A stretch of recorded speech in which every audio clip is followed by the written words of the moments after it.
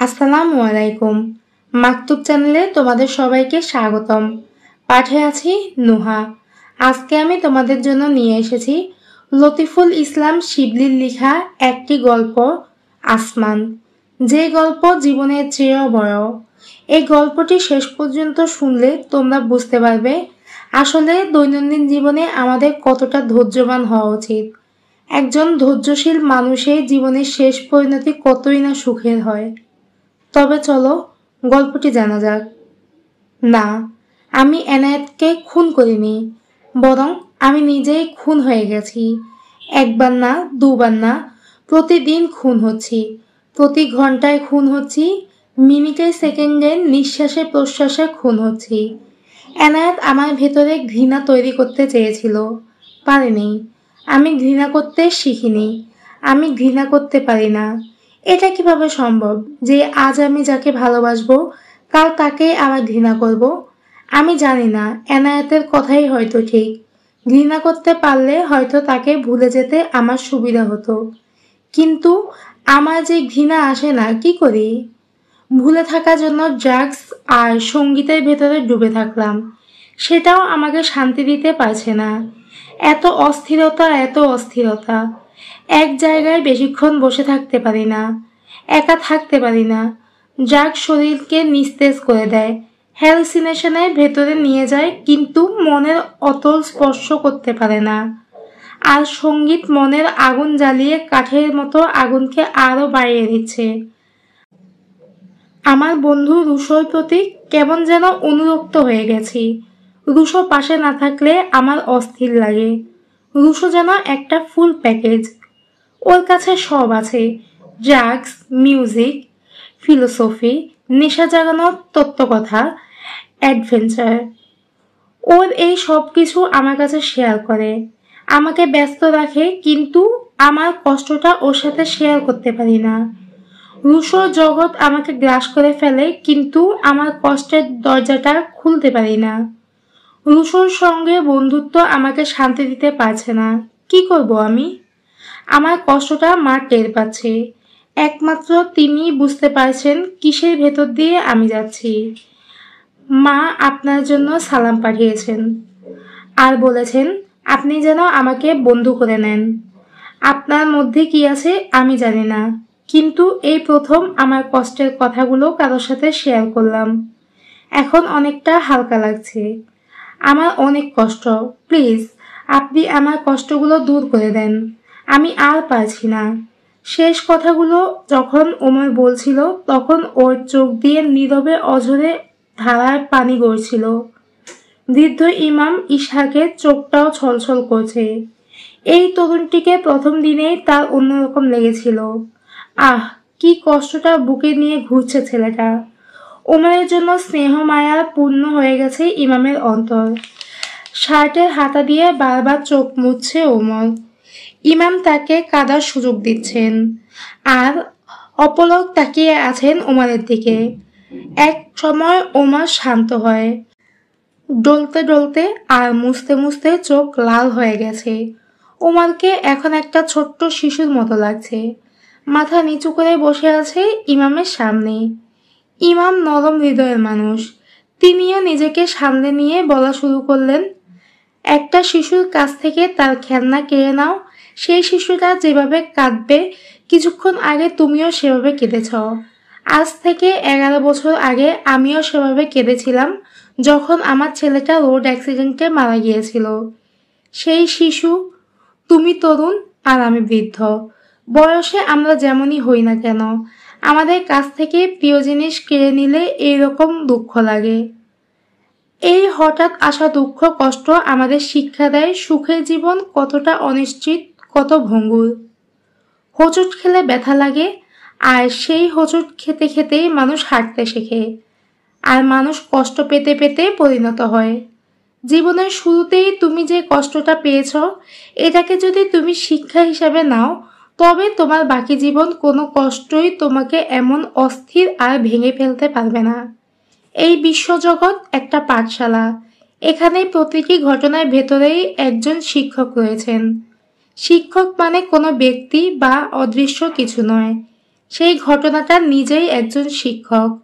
তোমার জীবনের এই ঘটনায় তুমি একটা প্রাথমিক শিক্ষা পেলে, আর আমি জীবনের এই শেষ প্রান্তে এসে তোমাকে বলছি আমি এই রকম অনেক শিক্ষা পেতে পেতে একটা উপসংহারে পৌঁছেছি। আর সেটা হলো, তোমার হাতে তোমার কোনো প্রিয় জিনিসই নিরাপদ নয়। যে কোনো সময়ে সেটা কেড়ে নেওয়া হবে, এমনকি তোমার প্রিয় জীবনটাও। তাই শিক্ষা হলো, যা পেয়েছ তার জন্য এত উল্লাসের কিছু নেই, যা হারিয়েছ তার জন্য এত বিষাদেরও কিছু নেই। ঘটনার শিক্ষকেরা এই ফিলোসফিটাই শিক্ষা দেয়। কষ্ট পেয়ে আপনিও তো কেঁদেছিলেন। ভালোবাসা এক ধরনের অভ্যাস।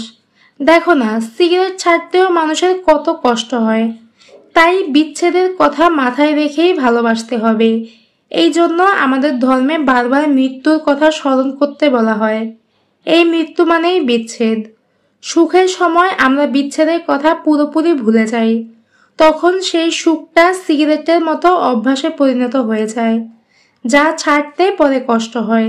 হ্যাঁ, আমি সেই পরিমাণেই কেঁদেছিলাম যে পরিমাণে বিচ্ছেদ ভুলে থাকার বদভ্যাস আমার ভেতরে গড়ে বসেছিল। এত নির্লিপ্ত আর আসক্তিহীন ভালোবাসা সম্ভব? মানে বলতে চাচ্ছি, কাউকে বা কোনো কিছুকে ভালোবাসবো আর ভেতরে ভেতরে প্রস্তুতি নিতে থাকবো তার বিচ্ছেদের। এমন করে ভালোবাসা সম্ভব? তেমনভাবে ভালোবাসতে পারোনি বলেই তো আজ কষ্ট পাচ্ছ। তোমার ভালোবাসার মানুষকে হারানোর কথা তোমার কখনো মনে আসেনি, তাই না? বিষাদ মাখা মুখে ওমর মাথা ঝাঁকায়। তুমি ভেবেছিলে এমন সুখে এই একই গতিতে জীবনটা চলতে থাকবে। একটা পবিত্র মিষ্টি হাসি ইমাম সাহেবের সারা মুখে ছড়িয়ে যায়। তিনি বলেন, ভালোবেসে তোমরা বলো তোমাকে ছেড়ে কোনোদিন যাব না। বোকার মতো এইসব কথা তারাই বলে যারা সেই সব শিক্ষকের কাছ থেকে শিক্ষা নেয়নি। তোমার জীবন খুবই সংক্ষিপ্ত। এই সংক্ষিপ্ত জীবনে যত বেশি বস্তু তোমার হৃদয়ে জায়গা করে নেবে, তত বেশি তুমি বিচ্ছেদ বেদনা ভোগ করবে। ওমর প্রশ্ন করে, তাই বলে কি কাউকে বা কোনো কিছুকে ভালোবাসবো না? শিশুর মতো চাপা হাসি দিয়ে ইমাম সাহেব বললেন, অবশ্যই ভালোবাসবে। ভালোবাসাটা হবে বাইং মাছের মতো। বাইং মাছ চেনো? হ্যাঁ চিনি, সাপের মতো দেখতে। সেই বাইং মাছ কাদার ভেতরে থাকে, কিন্তু গায়ে কাদা লাগে না। তার গায়ে একটা পিচ্ছিল বর্ম লাগানো থাকে। মানুষের জন্য জ্ঞান হলো সেই বর্ম। ওমর জিজ্ঞাসা করে, কিসের জ্ঞান? কিছুক্ষণ নীরব থাকলেন ইমাম সাহেব। চোখ বন্ধ করে কি যেন ভাবলেন, তারপর একটা দীর্ঘ নিঃশ্বাস ছেড়ে বললেন, মানুষ পৃথিবীর আলো বাতাসে জন্ম নেয়, বেড়ে ওঠে, মরে যায়। পৃথিবীর বেশিরভাগ মানুষ জানতেও পারে না কেন সে পৃথিবীতে এসেছিল। এই না জানার কারণে সে জঙ্গলের বাসিন্দা হয়ে জীবন কাটায়। অন্যান্য প্রাণী যেভাবে বাঁচে, সেও তেমনিভাবে বাঁচে। সে বাঁচার জন্য প্রতিযোগিতা করে।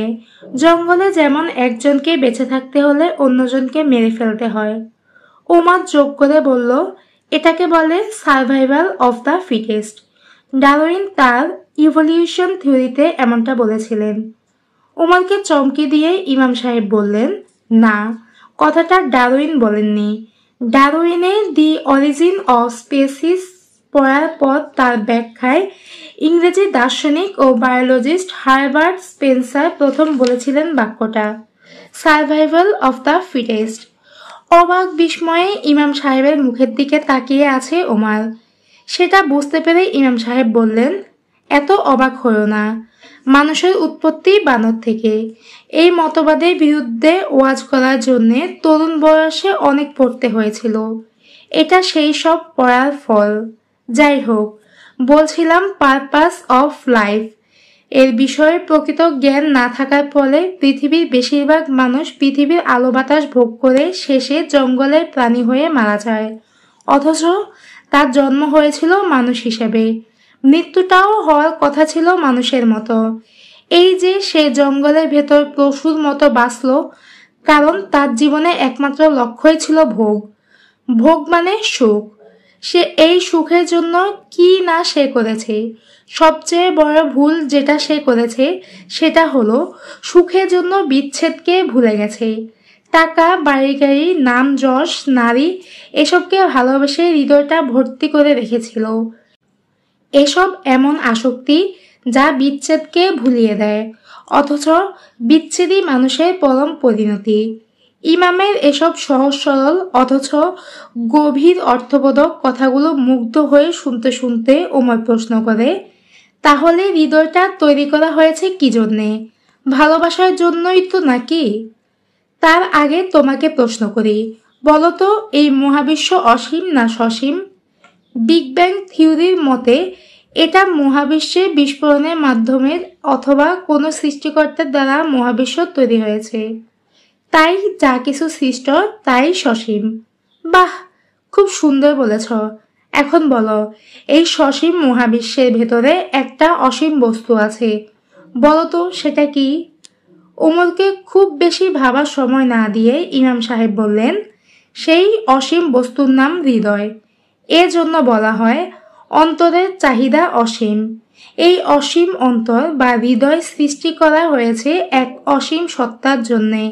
সেই অসীম সত্তার নাম আল্লাহ। ওমর যেন সূত্রটা ধরতে পেরেছে, তাই সে বলল, প্রথম যেদিন আপনার কাছে এসেছিলাম সেদিন আপনি বলেছেন হৃদয় আল্লাহর ঘর। হ্যাঁ, সেদিন তোমার মনে অস্থিরতা আমি ধরতে পেরেছিলাম। যখন আল্লাহর ঘরে আল্লাহ ছাড়া অন্য কিছু থাকে তখন বান্দাকে অস্থিরতা গ্রাস করে। এটা বোঝার জন্য কোনো গায়েবী অথবা অলৌকিক ক্ষমতার দরকার পড়ে না। এটা সেই বিচ্ছেদের জ্ঞান যা ঘটনার ভেতর দিয়ে বিশ্বজগতের পাঠশালার শিক্ষা দেয়। এখন বুঝতে পেরেছ মানুষ কেন কষ্ট পায়? তাহলে কি মানুষ শুধু আল্লাহকেই ভালোবাসবে, কোনো মানুষ, প্রাণী বা বস্তুকে ভালোবাসবে না? তাহলে ভালোবাসার অনুভূতি কেন সৃষ্টি করা হয়েছে? ভালোবাসা মানে হচ্ছে রেসপন্সিবিলিটি বা দায়িত্ব। যখন তুমি কাউকে ভালোবাসো তখন তুমি তার দায়িত্ব নাও। এই দায়িত্বটা তোমাকে দেন কে? তিনি দেন যিনি তোমার হৃদয়ের ঘর জুড়ে বসে আছেন। তিনি সমস্ত বিশ্বজগতের মালিক, সৃষ্টিকর্তা। তিনি বলেছেন, জীবে দয়া করো আর সমস্ত সৃষ্টিকে ভালোবাসো। সেটা শুধু কথার কথা ভালোবাসা না, সেই ভালোবাসা এক বিশাল দায়িত্ব। তাই তার জন্য যখন ভালোবাসবে তখন এই সৃষ্টি জগতের কেউ তোমার দ্বারা ক্ষতিগ্রস্ত হবে না। তখন তোমার ভালোবাসা হবে পৃথিবীর আলো বাতাস আর পানির মতো, যা সমস্ত পোকামাকড়, জীবজন্তু থেকে শুরু করে ধর্ম বর্ণ নির্বিশেষে সবাই সমান ভোগ করে। দেখো তুমি কতটা গুরুত্বপূর্ণ। এই বিশ্বজগৎ সৃষ্টি করা হয়েছে তোমার জন্য, আর তোমাকে সৃষ্টি করা হয়েছে তার জন্য। তুমি যখন তার হবে এই বিশ্বজগৎ সবকিছু তোমার হবে। তুমি যখন তার হবে না তখন এই বিশ্বজগৎ সবকিছু তোমাকে বিচ্ছেদ বেদনা দেবে। তার সাথে এই সম্পর্কটাই হলো প্রকৃত প্রেম, আর এই প্রেমটাকে বলে ইবাদত। এই প্রেমের জন্যই তোমাকে অসীম এবং অমূল্য এক বস্তু দেওয়া হয়েছে, যেটার নাম হৃদয়। এই হৃদয়ের ব্যবহার আর প্রকৃত প্রেমের কায়দাটা শেখনি বলেই আজ এত কষ্ট পাচ্ছ। এশার নামাজের পর রাতের খাবার শেষ করে ইমাম সাহেব যখন তার কামরায় বিশ্রাম নিচ্ছিলেন, ঠিক সেই সময় ওমর এসেছিল তার সঙ্গে দেখা করতে। রাতের এই সময়টায় তিনি দর্শনার্থীদের সাক্ষাৎ দেন না। মসজিদের খাদেমের নিষেধ উপেক্ষা করে অনেকটা জোর করেই ওমর এসেছে ইমাম সাহেবের রুমে। ঢুকেই বলেছিল, আপনি কি আমাকে বন্ধু করে নেবেন?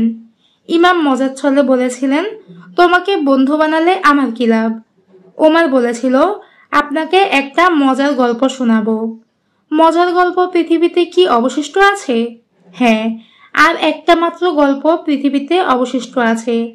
আজ এটা বলা হলে পৃথিবীতে আর কোনো গল্প অবশিষ্ট থাকবে না। মা বলেছে বলেই আশা, নইলে হুজুর শ্রেণীর লোকদের প্রতি ওমর কখনো আকর্ষণ বোধ করেনি। এক ধরনের হালকা এবং চটুল মেজাজের কথাগুলো বললেও ওমর খুব দ্রুত ব্যক্তিত্বের প্রভাব বুঝতে পারছিল। শিশুর সারল্য আর ব্যক্তিত্ব মিলে ওমর কাছে টেনে নিয়েছিল তিনি। এমন একজন বৃদ্ধ ইমাম চিন্তা ভাবনায় এতটা আধুনিক আর বিজ্ঞান মনস্ক হবেন শুরুতে বুঝতে পারেনি ওমর। কথায় কথায় যে ওমর নিজের কষ্টের কথাগুলো বলা শুরু করেছে, সে টের পায়নি। তিনি এমন স্নেহ আর মমতা মাখা চেহারা নিয়ে ওমরের দিকে তাকিয়েছিলেন যে তিনি যেন তার বুকের ভেতরটা দেখতে পাচ্ছিলেন। তাই তার কাছে কোনো কিছুই গোপন করে লাভ নেই। বুক খালি করে কথা বলতে পেরেছে বলে আজ নিজেকে অনেক নির্ভার লাগছে। ইমাম ইসহাকের রুম থেকে ওমর যখন বের হয় তখন রাত 12টা ছুঁই ছুঁই।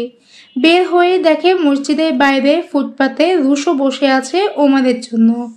রুশোকে বাইরে রেখে বলেছিল আধা ঘন্টার মধ্যে আসছে। এরপর রুশো কথা ওমর ভুলে গিয়েছিল। ও মাই গড, তুই এখনো আছিস? ভেতরে চলে আসতি। হ্যাঁ, এতক্ষণ মসজিদে ঢোকার জন্য আমার শয়তানের সাথে যুদ্ধ করেছিলাম। তোর পার্সোনাল শয়তান আছে নাকি? রুশো খ্যাক খ্যাক করে হাসে। আছে তো, জিম মরিসন মরার পর তারগুলো সব এখন আমার কাছে। কি করলি এতক্ষণ বসে এখানে? এখানে বসে বসে আমি 5টা স্টিক বানিয়েছি। ভাবছিলাম একটা শেষ করেই তোকে দেখতে যাব, কিন্তু এমন পিনিক পাইল যে 4টা শেষ করে ফেললাম। তারপর ডিমওয়ালা গেল, ডিম খাইলাম। পিঠাওয়ালা গেল, পিঠা খাইলাম। মুড়ি ভাজা গেল, তাও খাইলাম। বোস, তাহলে তোর মসজিদে ঢোকার প্ল্যান করতে গেলাম আর দুনিয়ার ভোগ বস্তু আমাকে সার্ভিস দেওয়া শুরু করলো। বুঝছস, আমার ধর্মের অ্যাঞ্জেলরা আমাকে বিপদগামী হতে দেয় না। ওমর বেশ একটা ফুরফুরা মেজাজে আছে। তাই রুশোকে ঘাটানোর জন্য ফুটপাতে ওর পাশে বসে বলে, কোনটা তোর ধর্ম? কেন, তুই জানিস না যে ধর্ম প্রবর্তন করেছেন লালন, যে ধর্ম প্রবর্তন করেছে জিম, সেটাই আমার ধর্ম। তারা ধর্ম প্রবর্তক নাকি গড? লালন আমার কেউ না। আমি জিমের কথা বলতে পারি। 60-70 দশকের আমেরিকান পোলাপান জিমকে গড মনে করত। শোন, মানুষ যেমন পূজা দিতে পছন্দ করে ঠিক তেমনি মানুষ পূজা পেতেও পছন্দ করে। জনপ্রিয়তার সাথে যদি নিজস্ব প্রথা বিরোধী দর্শন থাকে তাহলে তুইও একটা ধর্ম বানাতে পারবি। এত সোজা? না, এত সোজা না। এটার পেছনে তোকে লেগে থাকতে হবে। পুরো জীবন ব্যয় করে তোকে একটা রীতি বা ফ্যাশন দাঁড় করাতে হবে। পৃথিবীতে এত এত জনপ্রিয় গায়ক আছে, কিন্তু গড হয়ে উঠতে পেরেছে কজন? প্রশ্নটা করে হঠাৎ ওমরের দিকে ঘাড় ঘুরিয়ে রুশো বলে, মসজিদে মোল্লার সাথে তো এতক্ষণ কি করলি? উমার বলল, হুজুর লোকটাকে আমার পছন্দ হয়েছে। হৃদয়, ভালোবাসা এসব জিনিস যে ধর্মেও আছে সেটা তিনি সুন্দর করে ব্যাখ্যা করলেন। তুই ইমপ্রেসড? ওমর হ্যাঁসূচক মাথা ঝাঁকিয়ে বলে, অনেকটা। খাইছে রে, হুজুর তো তোকে আফিম খাওয়ায় দিছে মনে হচ্ছে। তুই হলি গাজার লোক, তুই আফিম খাবি কেন? বলেই পকেট থেকে 5 নম্বর স্টিকটা বের করে ওমরের হাতে দিয়ে বলে, ধরা। ওমর একটা হাসি দিয়ে রুশোর গাজা ভরা সিগারেটটা সহ হাতটা সরিয়ে দিয়ে বলল, এক্ষুনি মসজিদ থেকে এলাম। ইমাম সাহেবের সঙ্গটা আমার উপর ইফেক্ট করেছে। এখন পিনিক নেওয়ার মুডে নাই, তুই ধরা। অবাক রুশো বলে, হুজুরের সাথে এক সিটিংয়েই এই অবস্থা? এই কারণেই কার্ল মার্কস বলেছেন, region is opium for the people. Omar মজার ছলে বলে, হুজুরের কাছে গেলাম, তিনি আফিম খাওয়ালেন। তোর কাছে এলাম, তুই এখন গাঁজা খাওয়াবি। হুজুরের ধর্ম আফিম আর তোর ধর্ম গাঁজা। হুজুর আমার নতুন বন্ধু, তুই আমার পুরাতন বন্ধু। কোনটারে ছায়া কোনটা ধরি? মুশকিলে পড়লাম দেখি। রুশো ওমরের খোঁচাটা টের পেয়েছে। জ্বলন্ত গাঁজা স্টিকে লম্বা টান দিয়ে অপলক তাকিয়ে আছে ওমরের দিকে। ওমরকে কেমন যেন অচেনা লাগছে। কান্না যে এত স্বস্তির কে জানত? এত অস্থিরতার মূল কারণ বোধহয় এটাই ছিল। সারা শহর জুড়ে সে একটা নিরাপদ নিশ্চিত কান্নার জায়গা খুঁজে বেরিয়েছে। ইমামের রুমে বসে অজর ধারায় কান্নার পর ওমরের মনে হয়েছে তার উপর থেকে বিশাল একটা চাপ নেমে গেছে। কান্নার সাথে সাথে অনেক কিছু ধুয়ে গেছে। লামিয়ার যেটুকু এখন আছে সেটা অভ্যাস। ইমামের কাছ থেকে জেনেছে অভ্যাসটাই আসলে কষ্ট। এই অভ্যাসটুকু কাটানোর জন্য ওমর আপাতত ইউনিভার্সিটিতে যাওয়া বন্ধ করে দিয়েছে। ইমামের কাছ থেকে বিদায় নেওয়ার সময় ইমাম তাকে বলেছিলেন, তোমার জন্য একটা সুখবর আছে। কৌতূহল নিয়ে ওমর তাকায় ইমামের দিকে। ইমামের সারা মুখে উজ্জ্বল হাসি। তিনি বললেন, যিনি তোমাকে কষ্ট দিয়েছে তিনি তোমার জন্য সুখবর পাঠিয়েছেন। বলে তিনি কোরআনের সূরা ইনশিরাহ থেকে ৫ম আয়াতটি পাঠ করলেন এবং বাবার্থটা ওমরকে বলে দিলেন, নিশ্চয়ই কষ্টের পরে রয়েছে সুখ। সেদিনের পর থেকে ওমরের ভাবনা জগতে অনেক পরিবর্তন ঘটেছে। ইমাম তাকে ভিন্নভাবে ভাবতে সাহায্য করেন। সাধারণত হুজুরদের মতো তিনি বেহেশতের লোভ অথবা জাহান্নামের ভয় দেখাননি। তিনি বলেছেন পারপাস অফ লাইফ আর শিখিয়েছেন প্রকৃত ভালোবাসার নিয়মকানুন। বিচ্ছেদ বেদনার বস্তুগত কোনো সান্ত্বনা নেই। লামিয়াকে হারানোর যে বেদনা ওমর ভোগ করছে তার উপশম সে কোনো কিছুতেই পায়নি। বন্ধুদের সঙ্গে হৈহুল্লোড়, ড্রাগস কোনো কিছুতেই না। ওমর বুঝতে পেরেছে সেই বেদনায় উপশম লুকিয়ে আছে ভাববাদে।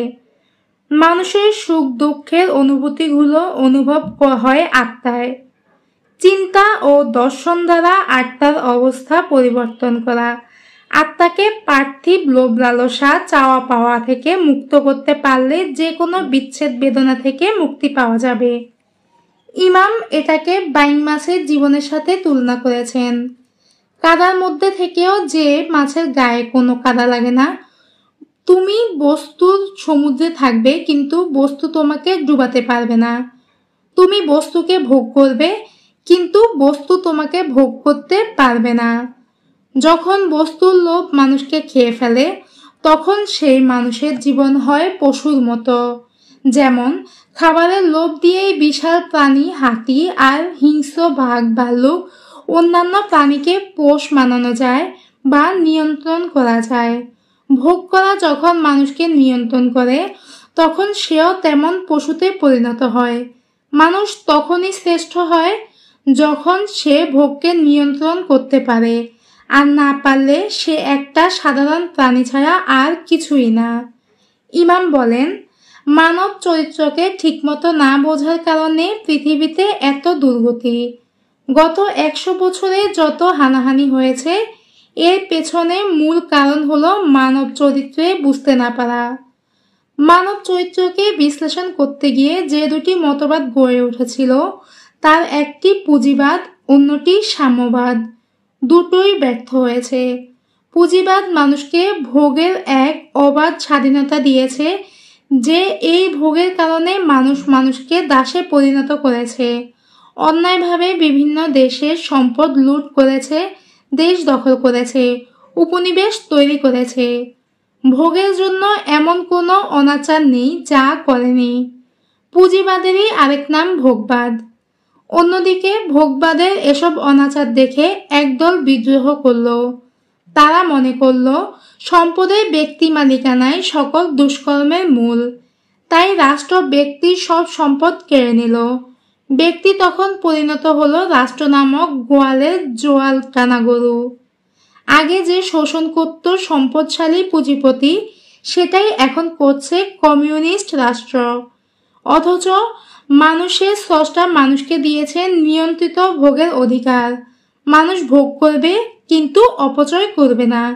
ভোগ করবে কিন্তু আরেকজনের অধিকার হরণ করে নয়, আরেকজনকে বঞ্চিত করে নয়। ইমাম বললেন, আত্মার মুক্তি হলো আসল স্বাধীনতা। পার্থিব লোভ লালসা মানুষকে বন্দী করে রাখে, পরাধীন করে রাখে। আত্মার এই পরাধীনতা তৈরি হয় সম্পদের লোভে, নয়তো নাম, যশ, পরিবার, মায়া, প্রেম, ভালোবাসার লোভে। মানুষের পুরো জীবনকালটাই যুদ্ধ।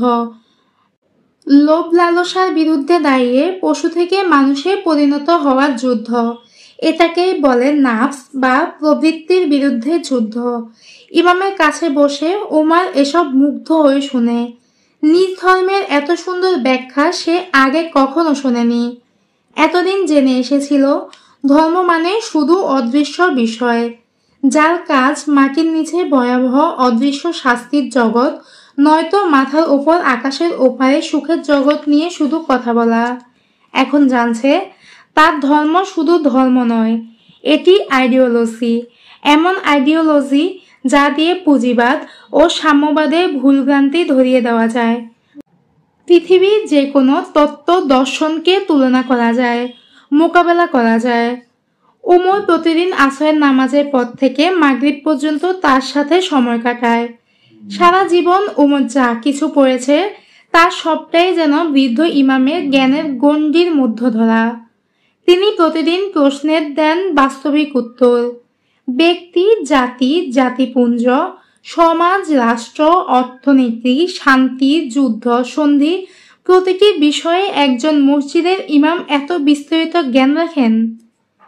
অবাক হয়ে ওমর জিজ্ঞেস করে, আপনি এত কিছু কিভাবে জানেন? ইমাম যখন চুপ থাকেন তখন যেন গভীর চিন্তায় ডুবে থাকেন। চট করে কোনো কথা বলেন না, যে কোনো কথা গভীরভাবে মনোযোগ দিয়ে শোনেন। তারপর কথা বলার সময় হলে একটা শিশুর মতো নিষ্পাপ পবিত্র হাসি ধীরে ধীরে তার মুখে ফুটে ওঠে। তখন বোঝা যায় এখন তিনি কথা বলবেন।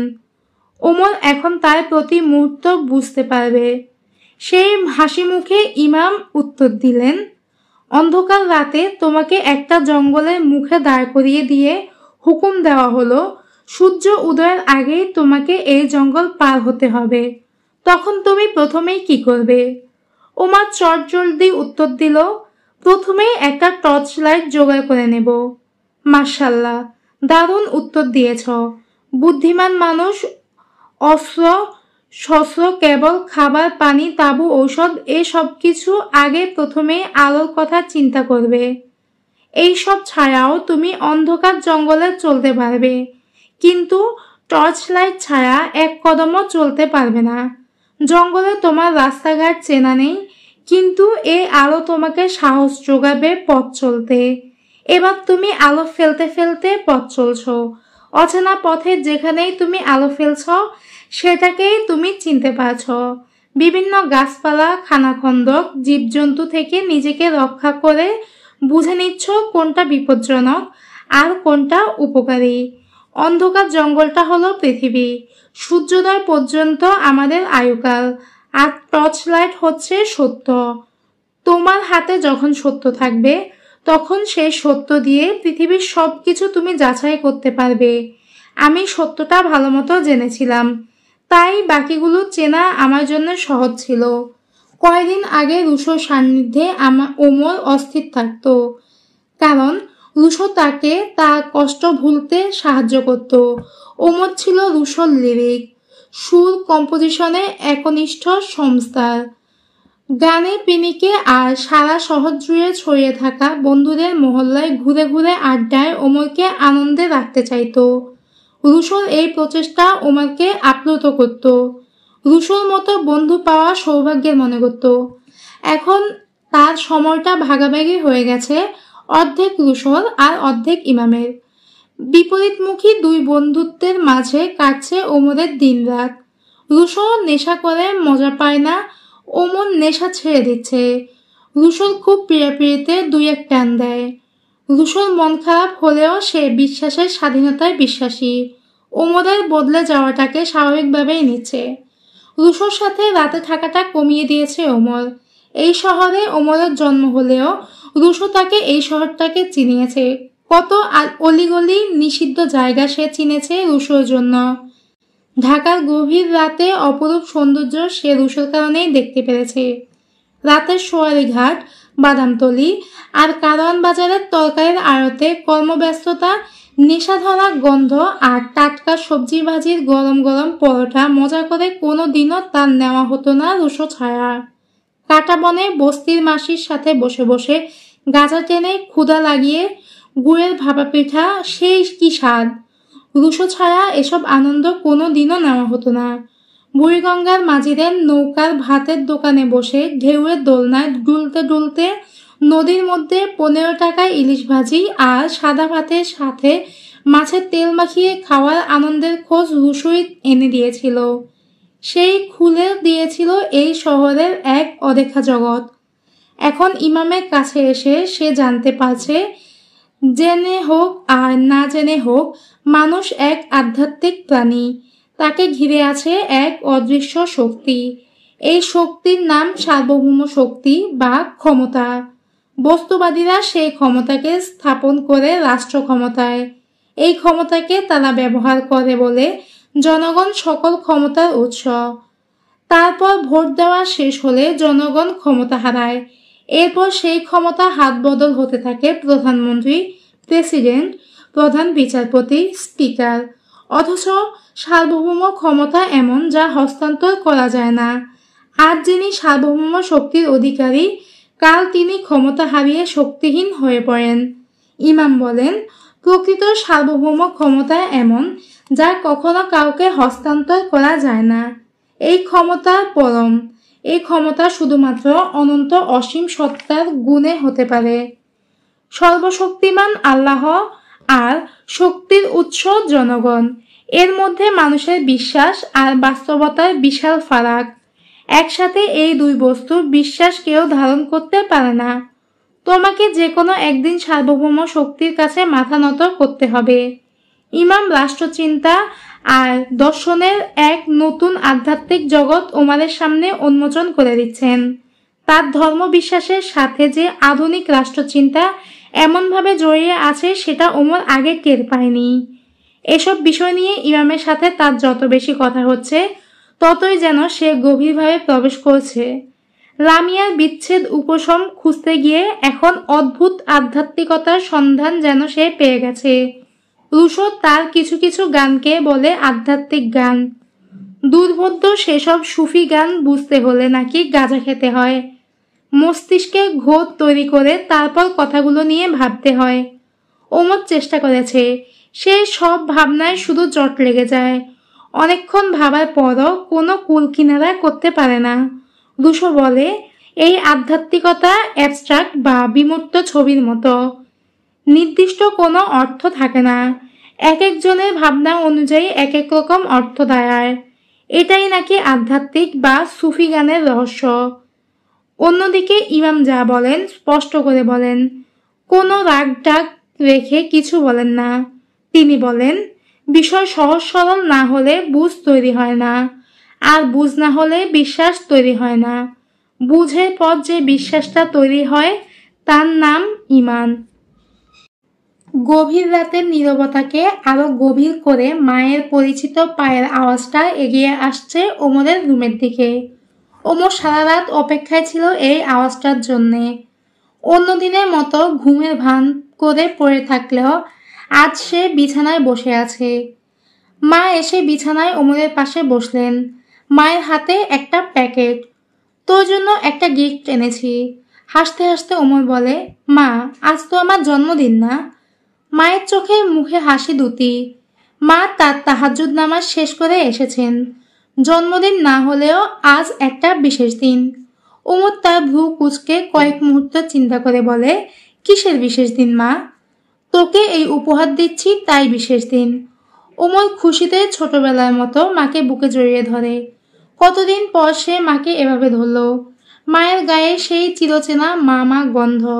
লামিয়া তার জীবনে আসার পর সে অনেক কিছু ধীরে ধীরে অনেক দূরে সরে গেছিল। লামিয়ার প্রতি তার প্রবল প্রেম পৃথিবীর সবকিছু থেকে তার মনোযোগ সরিয়ে ফেলেছিল। শেষ কবে মাকে এভাবে জড়িয়ে ধরেছিল তার মনে নেই। ওমরের খুব কান্না পাচ্ছে, কিন্তু সে তার কান্নাটাকে কোনোভাবেই মাকে দেখতে দিতে চায় না। চায় না মায়ের মনটা খারাপ করে দিতে। মাকে আরো বেশি করে বুকে চেপে ধরে কান্নাটা লুকায় ওমর। মা ওমরের মাথায় পিঠে হাত বুলিয়ে দেয় আর বিড়বিড় করে দোয়া দরুদ পড়তে থাকে। কয়ের গাছের দোয়েলগুলো ডাকাডাকি শুরু করে দিয়েছে। মাকে বুকের মধ্যে চেপে ধরে মনে হচ্ছে এই শেষ রাতের পবিত্র পৃথিবীটা যেন ওমরের বুক ভাঙা সব রক্তক্ষরণ শুষে নিচ্ছে। ওমরের বুকের ভেতর থেকে মা বলেন, উপহারটা দেখবি না? মাকে ছেড়ে তাড়াতাড়ি ওমর প্যাকেটটা খোলে, একটা সবুজ জায়নামাজ। ওমর অবাক হয়ে মায়ের দিকে তাকিয়ে থাকে। এটা কিভাবে সম্ভব? মা ওমরের বিস্মিত চেহারা দেখে বলেন, কিরে, এত অবাক হচ্ছিস কেন? হজের বছর এটা আমি মদিনা থেকে কিনেছিলাম। যখন তোর বউ হবে তখন তাকে দেব বলে। আজই কেন যেন হঠাৎ মনে হলো আমি যদি এটা তোকে না দিয়েই মরে যাই, তাই ভাবলাম আজই তোকে দিয়ে দেই। ওমরের বিস্ময় অন্য জায়গায়। কি যেন এক অদ্ভুত অনুভূতি ওমরকে সারা রাত অস্থির করে রেখেছিল। এটা ঠিক যে লামিয়ার জন্য ছিল না। একবার তার মনে হয়েছিল সে রুশুর কাছে চলে যাবে। রুশু সারা রাত জেগে থাকে, নিশ্চয়ই এখন জেগে আছে। এই অবস্থায় রুশুর কাছে গেলে সে তাকে পিনিক ধরিয়ে দেবে, তারপর বসে বসে বাকি রাত তার সাইকেডেলিক কম্পোজিশন শুনতে হবে। কিন্তু সেসবে তার কোনো আগ্রহ হচ্ছে না। হঠাৎ করেই তার তখন ইমামের কথা মনে পড়েছিল। ওমর ইমামের রুমে বসে থাকা অবস্থায় এক বিপদগ্রস্ত লোক, যিনি ব্যবসায় মার খেয়েছিল, সেসব কথা শেষে বলেছিলেন, হুজুর, আমার মনের মধ্যে আগুন জ্বলে, কি করি? ইমাম মজা করে বলেছিলেন, অজু করো। লোকটি ভ্যাবাচাকা খেয়ে বলেছিল, ব্যাস, অজু করলেই হবে? ইমাম বলেছিলেন, পানি দিয়েই তো আগুন নেবে নাকি? এই অস্থিরতার রাতে ওমরের মনে হয়েছে সেদিন ইমাম কথাটা সেই লোকটিকে বললেও এখন তার মনে হচ্ছে কথাটা তার উদ্দেশ্যেই বলা। সেটা মনে হতেই ওমর বাথরুমে ঢুকে পড়েছে অজু করার জন্য। অজু করতে করতেই তার মনে এক ধরনের প্রশান্তি খেলে যাচ্ছিল। বিষয়টিকে ওমর যুক্তি দিয়ে ব্যাখ্যা করেছিল। যেহেতু সে ইমামকে বিশ্বাস করতে শুরু করেছে, তাই হয়তো তার মনে সেটার প্রভাব কাজ করছে, ফলে অজু তাকে এই প্রশান্তিটা দিচ্ছে। দীর্ঘ সময় নিয়ে ওমর অজু করে। গত কয়েক বছর ঈদের নামাজ ছাড়া আর কোনো নামাজ পড়েছে বলে তার মনে পড়ে না। ইমামের সাথে তার এখন কত কথা হয়, অথচ ইমাম তাকে কখনো নামাজ পড়ার কথা বলে না। কথার মাঝখানে নামাজের সময় হলে তিনি শুধু বলেন, আমি আমার বন্ধুর সাথে দেখা করে আসি। এরপর ওমর চুপচাপ ইমামের রুমে বসে থেকেছে অথবা বাইরে থেকে সেই সময়টুকু ঘুরে এসেছে। ইমামের এই বিষয়টা ওমরকে মুগ্ধ করে। ইমাম ইচ্ছা স্বাধীনতায় বিশ্বাসী। তিনি বলেন, যার ইচ্ছে গ্রহণ করবে, যার ইচ্ছে গ্রহণ করবে না, এসবে কোনো জোর জবরদস্তি নেই। ওমর এটা ভাবতে ভাবতে অজু করছে, আর অজুর মাঝেই সিদ্ধান্ত নেয় আজ সে মায়ের পাশে বসে ফজরের নামাজ পড়বে। আর আজই মা তার জন্য জায়নামাজ নিয়ে এলেন।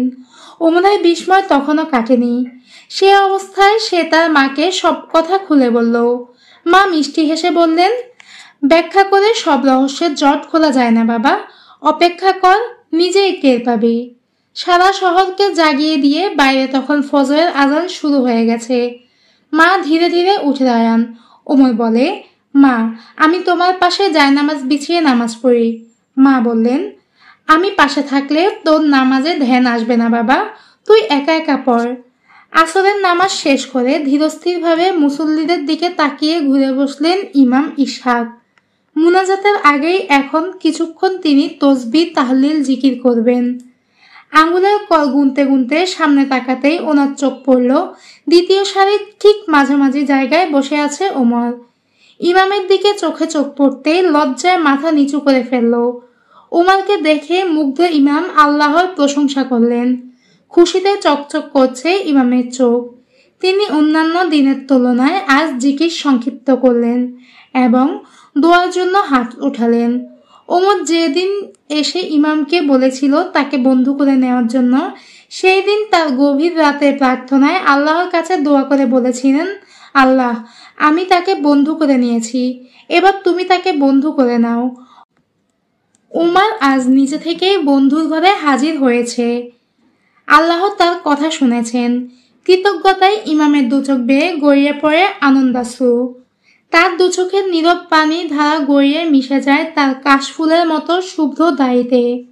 মোনাজাতের জন্য মসজিদে আসরের জামাতের 1/3 লোক অপেক্ষায় ছিল। সবাই হাত তুলে মোনাজাতে মশগুল, কিন্তু ওমর দুহাত তুলে তীক্ষ্ণ চোখে তাকিয়ে আছে, খেয়াল করছে ইমামকে।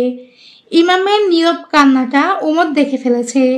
এই দোয়া, এই শেষ বিকেলের নীরব কান্না ওমর ব্যথিত হৃদয়ে ছুঁয়ে যাচ্ছে। তার কেন যেন মনে হচ্ছে সে আছে এখন ইমামের প্রার্থনা জুড়ে। শেষ বয়সী ইমামের প্রতি ভক্তি, শ্রদ্ধা, ভালোবাসায় ভরে উঠেছে ওমরের বুক। ইমাম মোনাজাত শেষ করলেন। একে একে মুসল্লিরা সবাই মসজিদ থেকে বের হয়ে গেল। সবাই চলে গেলে ইমাম আরো কিছু সময় বসে থাকলেন। সারা মসজিদে এখন শুধু ওমর আর ইমাম। ইমাম উঠে দাঁড়াতে চেষ্টা করতেই ওমর ছুটে এসে তার হাত ধরল। সস্নেহে মিষ্টি হেসে ওমরের বলিষ্ঠ কাঁধে হাত দিয়ে উঠে দাঁড়ালেন।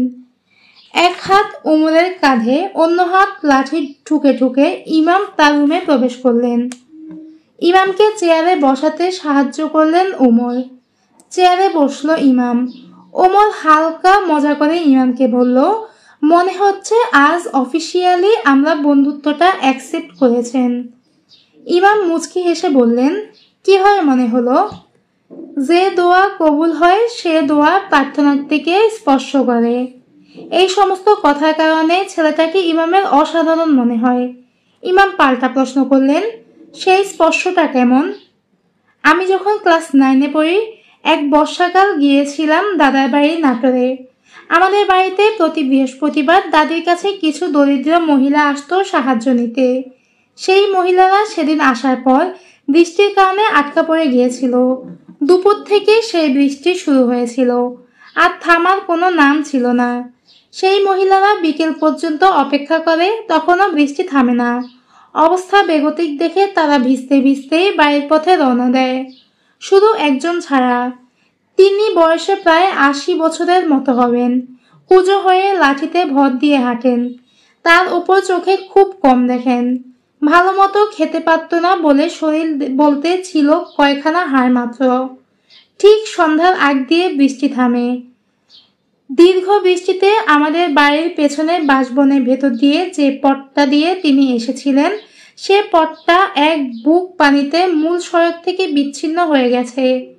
এখন মূল সড়কে উঠতে হলে তাকে অন্য পথে ঘুরে যেতে হবে। সেটা অনেক দূরের পথ। তার উপর দ্রুত সন্ধ্যা ঘনিয়ে আসছে। বৃদ্ধা অসহায় হয়ে আমাদের বাড়ির পেছনের ভিটায় দাঁড়িয়ে আছে। আমি ঠিক তখন কি একটা কারণে যেন সেখানে গিয়েছিলাম। বৃদ্ধাকে দেখে খুব মায়া হলো। জিজ্ঞেস করলাম, কি হয়েছে দাদি? আমরা ছোটবেলায় যে কোনো বৃদ্ধা মহিলাকেই দাদি বলে ডাকতাম। তিনি খুব কাতর কণ্ঠে আমাকে তার অসহায়ত্বের কথা জানালেন আর বললেন, তাড়াতাড়ি না গেলে, অন্ধকার হয়ে গেলে তিনি আর চোখে কিছু দেখবেন না। আমার যেন তখন কি একটা হয়ে গেল। আমি কোনো কিছু চিন্তা না করেই বৃদ্ধাকে আমার 2 হাতে তুলে নিলাম। চড়ুই পাখির মতো একটা শরীর, আমার কাছে কোনো ওজনই মনে হয়নি। আমি কোলে তুলে নেওয়ার সাথে সাথেই বৃদ্ধা খিলখিল করে শিশুর মতো হাসতে হাসতে বলে, ও নাতি কি করো, ও নাতি কি করো? আমি তাকে কোলে নিয়ে নেমে পড়লাম পানিতে। সে দৃশ্য দেখে আশপাশ থেকে সবাই হাসাহাসি শুরু করেছে। আমি যতই এগোতে থাকি, ধীরে ধীরে পানির গভীরতা ততই বাড়তে থাকে, আর আমি তাকে যথাসম্ভব হাতের উঁচুতে তুলতে থাকি। এভাবে বুক পর্যন্ত পানি ভেঙে এক ফোঁটাও ভিজতে না দিয়ে তাকে মূল সড়কের উপর এনে আস্তে করে কোল থেকে নামাই। তাকে নামিয়ে দিয়ে আমি ফিরতি পথে যেই কয়েক কদম এগিয়েছি, তখন পেছন থেকে বৃদ্ধা আমাকে ডাক দিলেন, ও নাতি। আমি ঘুরে তার দিকে এগিয়ে গেলাম। তিনি আমার দিকে হাত বাড়িয়ে দিলেন। আমি তখন আমার মাথাটা তার দিকে এগিয়ে দিলাম। তিনি কোনো কথা না বলে আমার মাথা সারা গায়ে হাত বুলিয়ে দিচ্ছিলেন আর বিড়বিড় করে আল্লাহর কাছে দোয়া করছিলেন। এত কিছু বোঝার বয়স আমার তখন ছিল না। তার সেই স্পর্শ আমাকে তখন এই অনুভূতি দিয়েছিল যে এটা দোয়া কবুলের স্পর্শ। কি যে কোমল আর শীতল ছিল সেই স্পর্শ। আমি তেমন হাতের স্পর্শ আর কোনোদিন পাইনি। ওমর কিছুক্ষণ থেমে মাথা নিচু করে বলে, কিন্তু আজ আসরের পর মসজিদে আপনি যে দোয়া করছেন, আমার মনে হয়েছে আপনি যেন আমার জন্য দোয়া করছেন। আমি সেই বৃদ্ধা স্পর্শটা হঠাৎ করে ফিল করতে পারছিলাম, আর আমার মনে হচ্ছিল আপনার প্রতিটি প্রার্থনার জবাব দেওয়া হচ্ছে। এতক্ষণ ধরে গল্পটি শোনার জন্য তোমাদের অসংখ্য ধন্যবাদ। গল্পটি ভালো লেগে থাকলে অবশ্যই আমাকে কমেন্ট বক্সে জানাবে এবং একটি লাইক করে দেবে। গল্পটি পরবর্তী অংশ শুনতে অবশ্যই মাকতুব চ্যানেলের সাথে থাকবে। এখন পর্যন্ত মাকতুব চ্যানেল সাবস্ক্রাইব না করে থাকলে মাকতুব চ্যানেল সাবস্ক্রাইব করে বেল আইকন ক্লিক করে রাখো, যাতে পরবর্তী যে কোনো ভিডিও আপলোডের সাথে সাথেই তোমরা নোটিফিকেশন পেয়ে যাও। ধন্যবাদ।